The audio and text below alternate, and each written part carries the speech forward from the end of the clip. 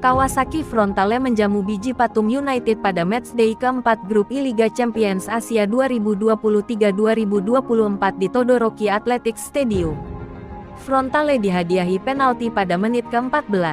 Usai Marcinho dijatuhkan Conapat Buapan di dalam kotak terlarang. Penalti tersebut berhasil dituntaskan dengan baik oleh Yasuto Wakizaka. Kesalahan passing dari Jung Sung Ryong berakibat fatal saat bola yang diterima oleh Chanatip Songkrasin berhasil dimanfaatkannya dengan sebuah tembakan yang menjebol gawang mantan klubnya pada menit ke-33. Frontale kembali dihadiahi tendangan penalti pada menit ke-40 usai Leandro Damiao dijatuhkan Watanakon Sawatlakon di dalam kotak penalti. Wakizaka yang kembali bertindak sebagai eksekutor penalti mampu mengkonversikan peluang tersebut dengan baik. Hanya semenit berselang, Chanatip Songkrasin kembali mencatatkan namanya pada papan skor usai mencetak gol kedua untuk klubnya. Kubu tim tamu harus kehilangan satu pemain pada menit ke-57 usai Freddy Alvarez diganjar kartu merah setelah didakwa melakukan pelanggaran keras terhadap Tatsuki Seko.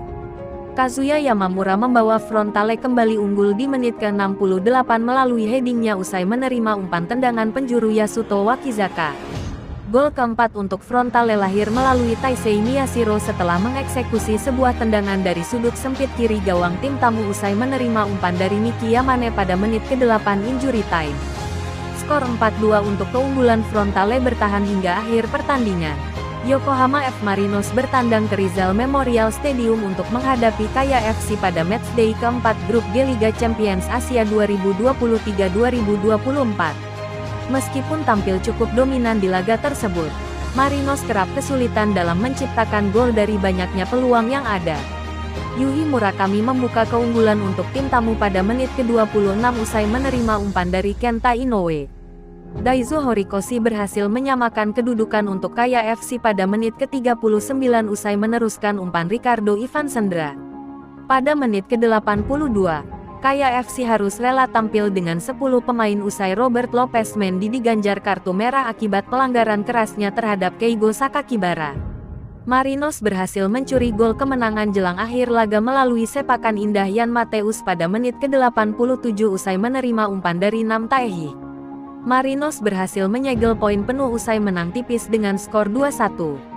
Urawa Red Diamonds harus kembali gigit jari usai menelan kekalahan kedua berturut-turut saat bertandang ke Skilyard Stadium untuk menghadapi Pohang Steelers pada matchday keempat Grup J Liga Champions Asia 2023-2024. Jose Kante sempat membawa sang juara bertahan memimpin di babak pertama pada menit ke-36 usai menerima umpan crossing dari Ekanit Panya. Malapetaka hadir di babak kedua saat Marius Hoibraten didakwa melakukan handball di kotak terlarang. Hadiah penalti yang diberikan kepada Pohang akhirnya dapat disempurnakan oleh Zeka pada menit ke-66. 6 menit berselang, Urawa harus menelan pil pahit usai Takahiro Akimoto diganjar kartu merah. Buah pelanggaran kerasnya terhadap Goh Yang Jun.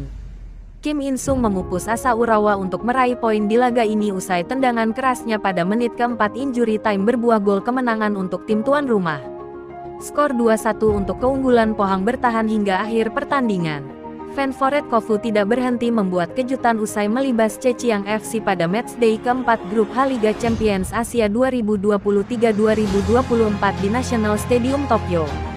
Peter Utaka membuka keunggulan untuk Kofu pada menit ke-17 usai meneruskan umpan dari Ryotaro Nakamura melalui aksi solo run-nya yang diakhiri dengan sebuah tendangan mendatar yang menjebol gawang Chaopo. Getulio Wandeli sukses memperlebar keunggulan Kofu jelang akhir babak pertama usai menerima umpan crossing Juma Miyazaki. Di babak kedua, pelanggaran Michael Wu terhadap Leo Souza berbuah hadiah penalti untuk Zhejiang dan penalti tersebut berhasil dimanfaatkan dengan baik oleh Souza di menit ke-50. Masahiro Sekiguchi berhasil mengeksekusi sebuah tendangan keras yang menghujam sudut sempit gawang Zhejiang pada menit ke-58 dan menghasilkan gol ketiga untuk Kofu. Gol keempat untuk Kofu lahir di menit ke-89 melalui Yoshiki Torikai setelah melakukan aksi solo run usai menerima umpan terobosan dari Kazushi Mitsuhira. Gol tersebut menutup pesta kemenangan Kofu di hadapan pendukung sendiri dengan skor telak 4-1.